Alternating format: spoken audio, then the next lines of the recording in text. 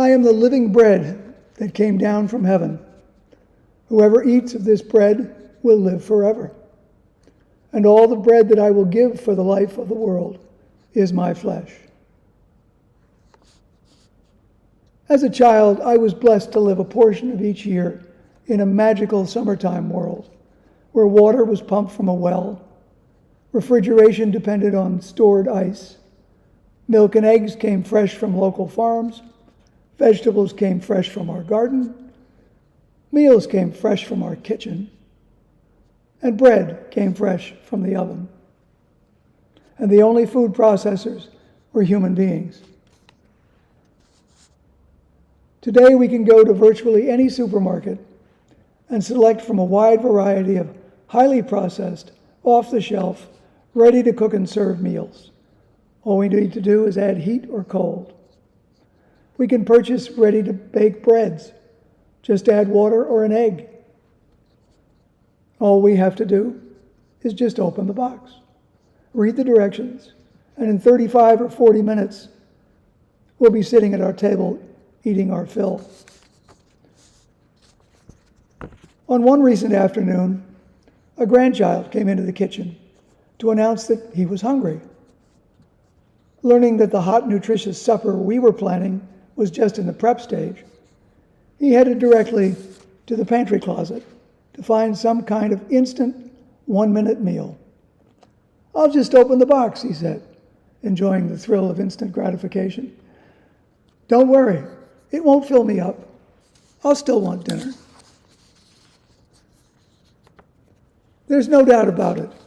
We do live in an instant fast food, just open the box world. Truth be told, we've all had many just open the box times in our lives. It's about convenience. No muss, no fuss. Sometimes these just open the box times are really about a meal. We're running late for an appointment, or we forgot to eat lunch. And then hunger and pangs set in, and suddenly we find ourselves in some drive-through lane ordering a Dunkin' Donut or a McChicken sandwich.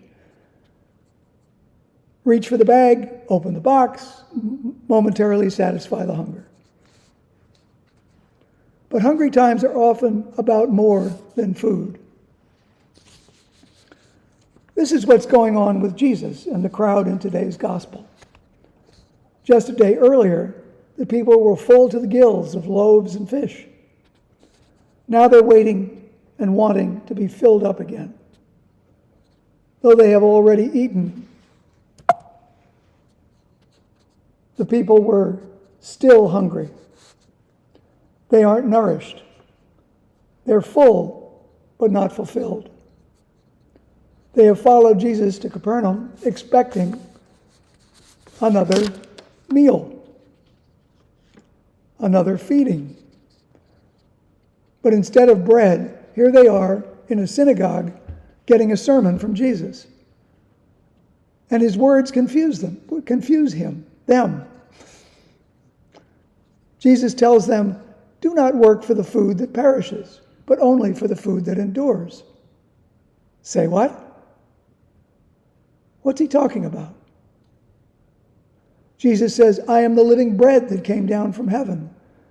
And they start to grow restless when they hear that. All they want is for Jesus to open a box. How about today? Have we become just like the crowd? Have we developed a fast food way of living our spiritual lives? Has feeding our spiritual selves become mechanical and superficial, where our only objective is to feel full?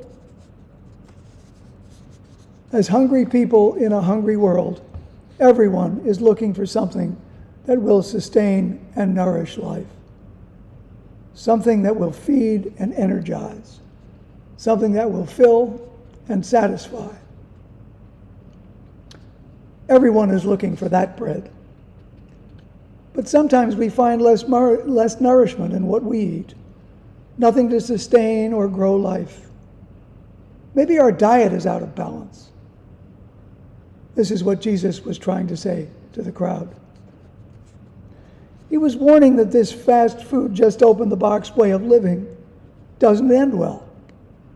It cuts us off from what is real. It winds up driving us to a limited frame of reference that sometimes we use to contain or control God. Other times we use it to exclude God entirely. The problem is not that we have a frame of reference, but that frame of reference originates with us rather than with God. Jesus talks about manna, the historical mystery substance that God gave to the Israelites in the desert when they complained about being hungry for bread. The purpose of manna was to fill bellies. It was never intended to fill souls, which were left grumbling and unfulfilled, just as this crowd has been. Jesus explains that if the people are looking only for the same manna that their ancestors ate, they will remain mired in their own frame of reference, unable to recognize the new bread, the bread of life that Jesus offers, which is Jesus himself. Your ancestors ate manna, says Jesus. They ate manna in the wilderness, and they died. I am the living bread that came down from heaven. Whoever eats this bread will live forever. Jesus offers them a choice: living bread or manna, life or death. But these people are too stuck in their own tradition to understand, and things go sideways. Who is this guy anyway, they ask. Isn't this Mary and Joseph? Isn't this Mary and Joseph's kid? Did he really just say that he came down from heaven? Is he really saying that he's seen God? He talks about a kingdom, but he doesn't look anything like a king. And he sure as heck doesn't look anything like any bread we've ever seen. But Jesus refuses to be limited either by the people's understandings of their own misunderstandings. Indeed, instead he invites them to a new and larger life that springs from, but is not bound by, the past or whatever context they have created for themselves. He points out that hunger isn't their only problem. It also has to do with the kind of bread that they're eating. Think about the varieties of bread being eaten in today's world. In Gaza, both sides are eating the bread of violence and war. Republicans and Democrats share the bread of negativity, hostility, and name-calling. In civil rights matters, each side eats the bread that objectifies and depersonalizes. Many of us eat the bread of having to be right and getting our own way. We eat the bread of hurt feelings and resentment. Sometimes we eat the bread of loneliness and fear and isolation.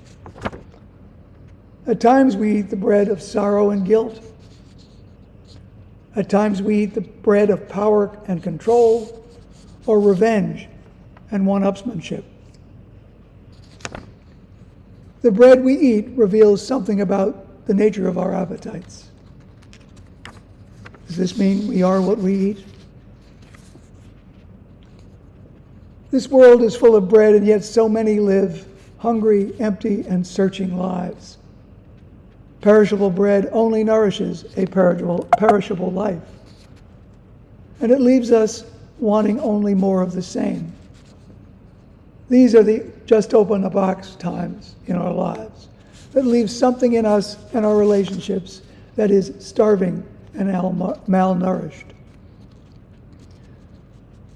The food that endures is Jesus himself.